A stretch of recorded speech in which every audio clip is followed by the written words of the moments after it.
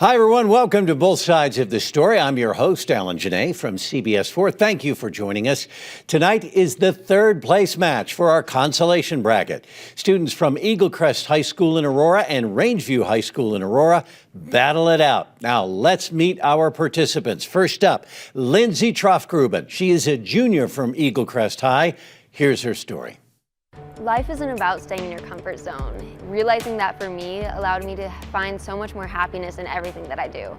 My name is Lindsay Troffgruben. I go to Eaglecrest High School. I'm currently a junior. I originally decided to join debate because my mother used to be a debater, and it's been in the family ever since. Lindsay is a very astute debater. She listens to her opponent's arguments so carefully. And it's through her really strong listening skills that she's able to take apart her opponent's argument really effectively. So when I'm not debating, I'm a very competitive softball player. I travel all around the United States for softball.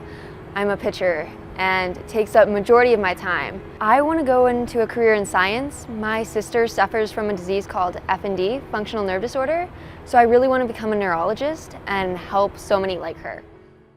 You've met Lindsay. Now, if you've been watching the 2021 tournament, you were likely expecting to see Kimberly Miranda from Hinckley High School, but because of some family travel, she was unable to join us tonight.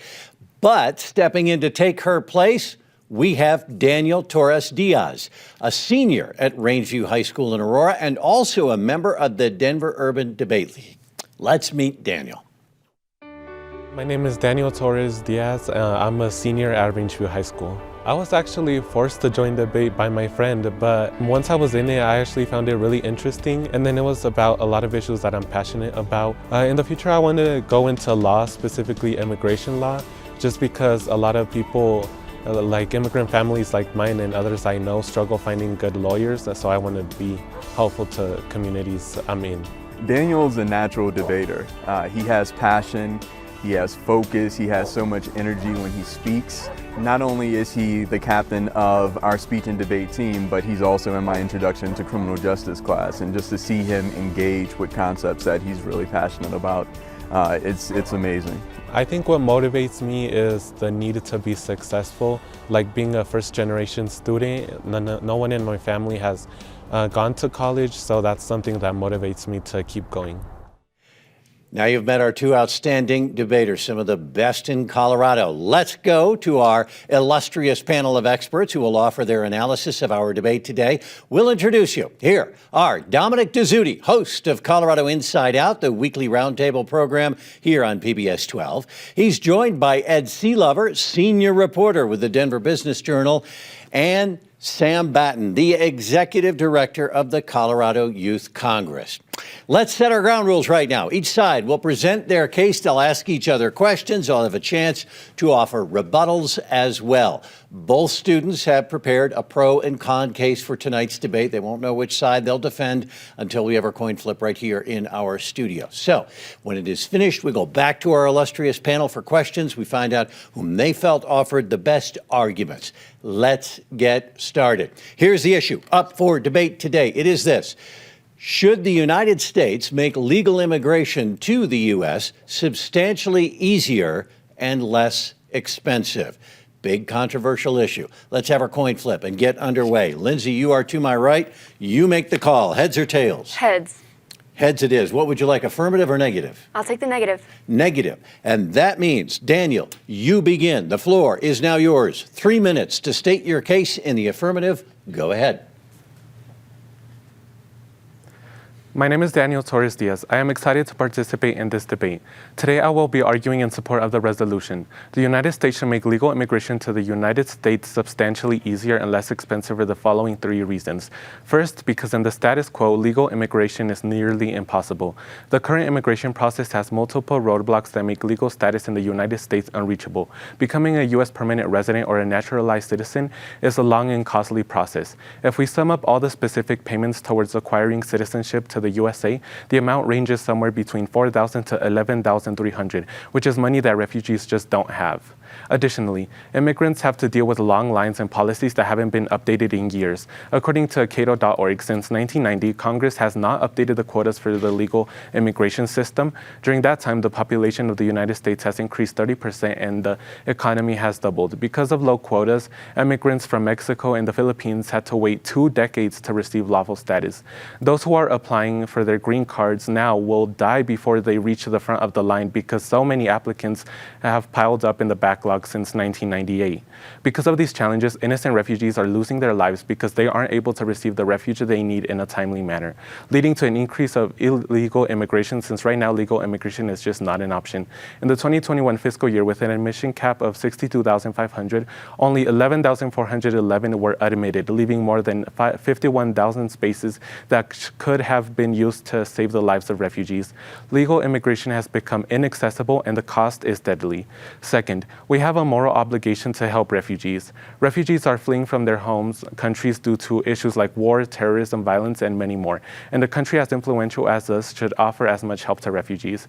America has played a role of international leadership in refugee resettlement from countries where U.S. military forces were directly involved. The U.S. helped refugee Europeans during World War II and helped fleeing refugees from South Vietnam during the aftermath of the Vietnam War. But now that many countries are dealing with war and corruption like Venezuela and Afghanistan, we aren't offering proper help.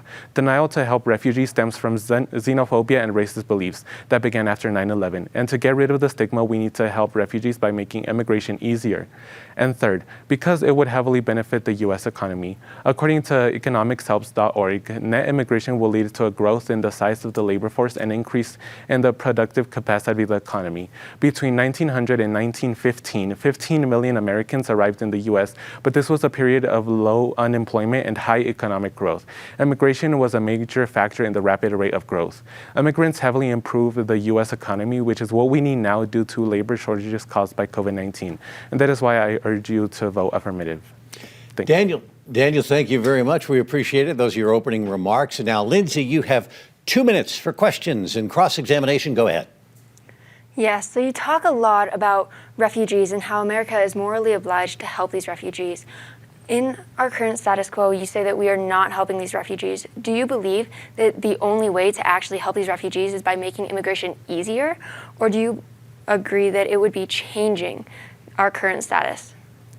Well, I think it's both because we need to change the current status of the immigration system by making it easier, and that's what the Resolved is doing, and then that would definitely help refugees be safer. How could we make it easier? By making it easier, it would reduce the costs so it's not as expensive by cutting the wait time from 20 years to make it faster so they don't have to wait so long just to get to the country. So making it easier would be better, but how do we do that? Well, by changing the system as it is now, by cutting down costs, making it cheaper, making the process faster, and so because right now refugees are waiting a very long time that they don't have. So we say that we need to make it quicker and we need to make it better, but how can we make it quicker and better with having the same amount of security as necessary? Well, we already have security. The only thing that we're changing is making the process faster. So nothing would change in security. That is all. Lindsay, thank you very much. That's it for those questions right there. Now, the big question, of course, is should the United States make immigration to the U.S. substantially easier as well as less expensive? Now, Lindsay, in the negative, the floor is yours for 3 minutes to state your case. Go ahead. Webster defines easy as achieved without great effort. We yearn for easy, but we need to acknowledge that not everything can or should be easy. Immigration policy is broken. It is plagued by lack of funding, antique rules, and bureaucracy. Done incorrectly, immigration can increase our gross national product, enhance entrepreneurship, stabilize our population numbers, expand innovation, and enhance our society. Done incorrectly, immigration can cause economic disruption, create a substantial burden on governmental services, disrupt our borders, jeopardize our security, and drain other countries of the talent they need to be successful. An effective immigration system requires a balance of merit and humanity. Roughly 2/3 of the green cards issued every year for the relatives of U.S. citizens and lawful permanent residents. The result has been termed chain migration, in which initiating immigrants who is granted a green card sponsors a spouse, who then sponsors a sibling, and on and on. Endless chain. And effective as our system is, the outcome of these chains means that immigration is easy for some, but effectively limits our applicant pool.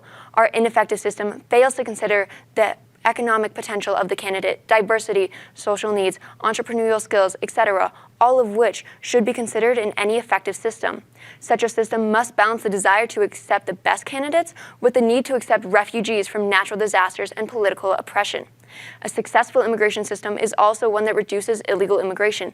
This can be achieved through a combination of work visas, registration systems, and fair and equitable legal hearings. Reducing illegal immigration does not mean legalizing all immigrants, clearly the easiest option. It means creating a flexible system that adjusts for economic variation, industry needs, and volumes. For example, employees under the H-2A agricultural visas cannot charge workers for housing and etc., even when it is advantageous for both parties to do so. H-2B visas are extremely limited, especially for profit corporations. The cap of 66,000 has been filled every year since 2015. This is not a system that should be easy, but a system that should be administered more flexibly and more effectively. We need to carefully balance the numbers of immigrants that we allow in each year with the economic realities and the resources available to allow immigrants to assimilate and secure employment, housing, education, etc. Unlimited growth is never a good idea in any aspect of society, but neither is absolute rigidity and limits. We need a system that balances both. We also need to have a consistent policy that doesn't change every 4 years with a change in president. Successful immigration policies must consider merit of the immigrants, need of the economy required, infrastructure from housing to legal support, world politics, and the social family needs of the immigrants. This is by definition complex and unlikely to be easy for anyone involved. It can, however, be significantly better, more flexible, and more effective. We should never sacrifice effectiveness for ease, but we should create a system that works. Lindsay Troffgruben, thank you very much. Daniel Torres Diaz, your 2 minutes now for questions and cross-examination. Go ahead. Are there not caps right now in place to stop the issues that you were talking about, like overpopulation and stuff like that? We see that there are many caps. However, our current system is not taking into consideration the effectiveness of the person, such, for example, economic prosperity and refugees. We see that the system is not working for any of those and not beneficial in the current status quo. So what is the system benefit for? I mean, who does the system benefit? What we see is that most of the green cards given are for families who are already permanent residents and lawful citizens. So I would say that the people who are being benefited are only people who have current people in the United States already.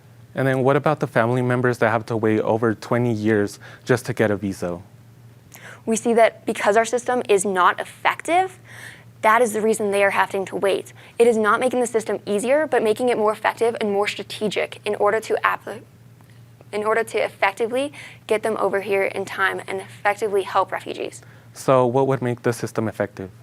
We can see that so many other systems, such as a point system, we have seen that be used in Canada. We see that they take into consideration all of the benefits each immigrant has to offer, and they balance the current needs of the economy. Is that the best system?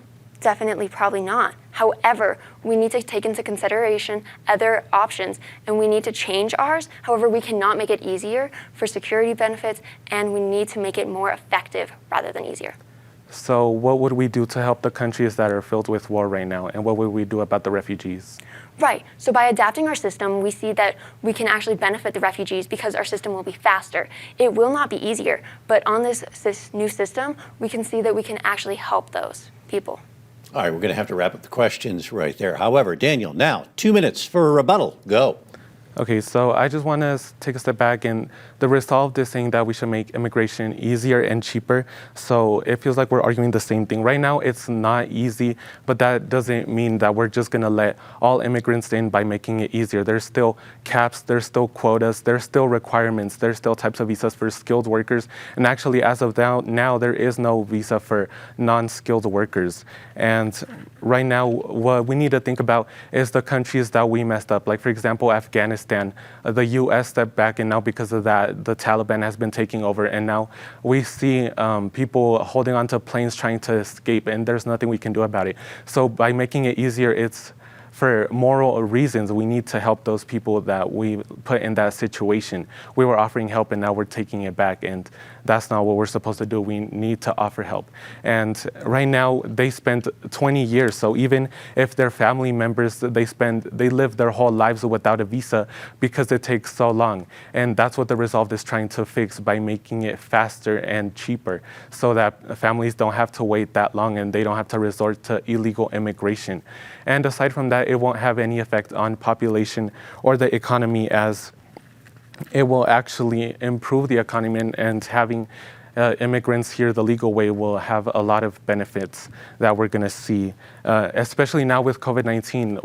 We're like having a lot of struggles with job shortages, unemployment rates, and right now we need immigrants to help improve those rates. And as we've seen time and time in history, immigrants improve job shortages, as the fact I said in the 1900s, how the 15 million immigrants helped improve the economy. So this is what we desperately need now. All right, Daniel, I have to wrap it up there. I appreciate it very much. We are tangling with the issue of immigration. Should we make it easier? Lindsay, you're in the negative. 3 minutes to respond and close. Go. So me and my opponent are both agreeing that our current policy is not working and we need reform. However, what we are debating on is the definition of easy. As I define, Webster defines easy as achieved without great effort. This means that we would not be putting as much effort into our immigration reform. However, what we see is that by putting us on a new system, we can make it smarter, more effective, but it will not be easier and it will not be cheaper. The problem is not in the fact that we need to completely make our system easy. That would just be letting everybody in, criminals and people with disease. What we see is that all of those problems would add up. We need to think what's best for the United States and what is best for our economy and what is best for the families and the refugees. What we see is that our current system is not working, and we know this. However, by making it simply easier, we would be putting less effort into these refugees, and we would not just be benefiting the United States. We would be benefiting only certain people, because what we see is that we would actually hurt the United States by just letting everyone in. Easy does not mean that we should make everything legal. However, that is what my opponent is saying. What we are saying is that we need to have the same amount of effort and the same amount of security checks and the same amount of everything and the same amount of force. But this will not be easier. We need to reform the system, but we cannot make it easier, and it will not be cheaper. If we add more filters and more filters, we see that we can actually let in the refugees. We can take into consideration families. We can take into consideration so much more.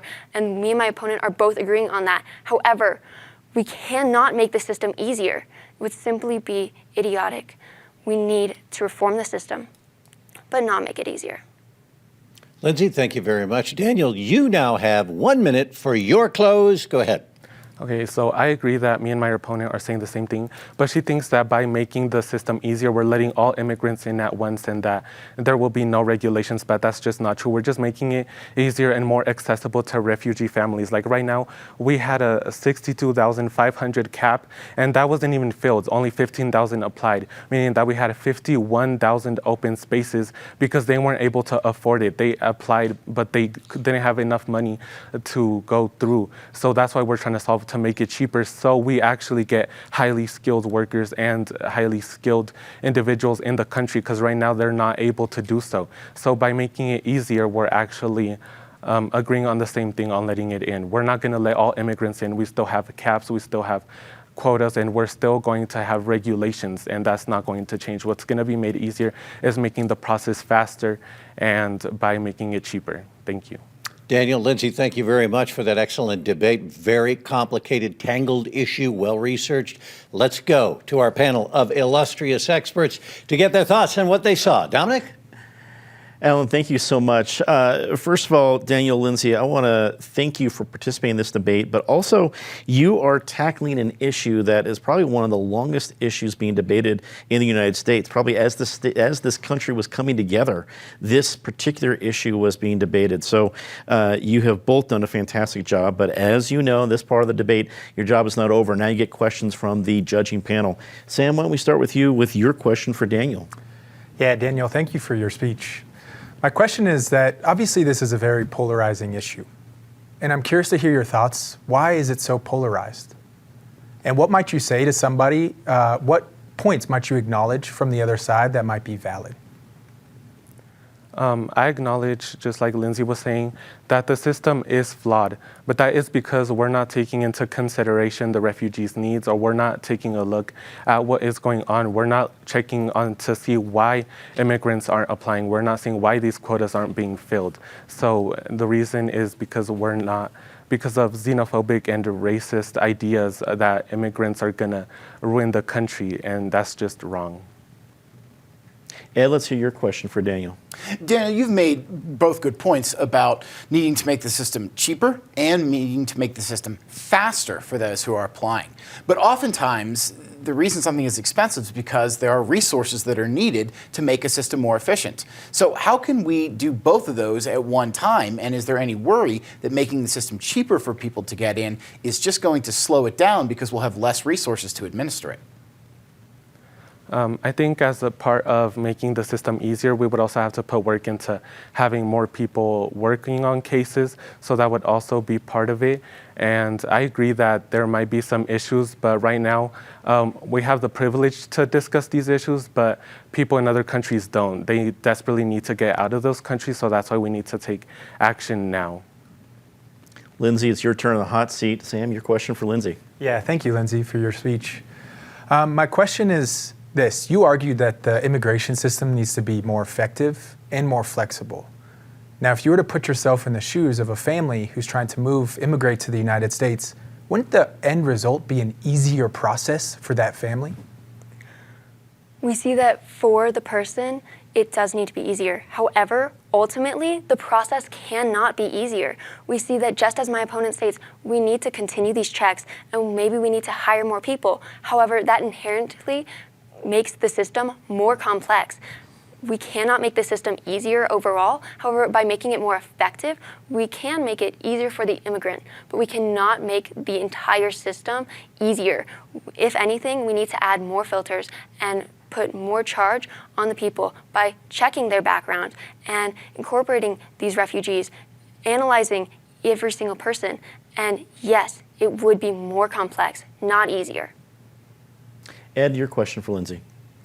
Lindsay, let me ask this, because one of the points Daniel gets to is the idea that we need to make it cheaper. How do you feel about that in general? I know you've made good points here about let's not slide everyone through, but just in the cost factor, do you feel like the cost is legitimate for the system, for the people trying to get in right now, or is that an area that we need to hit as we are looking at making this more effective, not just easier?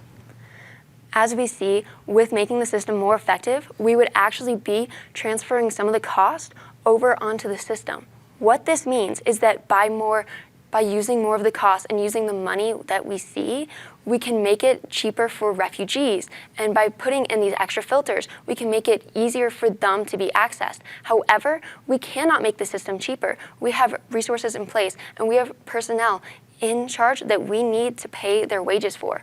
We cannot make the system easier. However, we can analyze the cost and distribute it better so that we are making the same amount, not making it cheaper, but making it more effectively adequate for the refugees.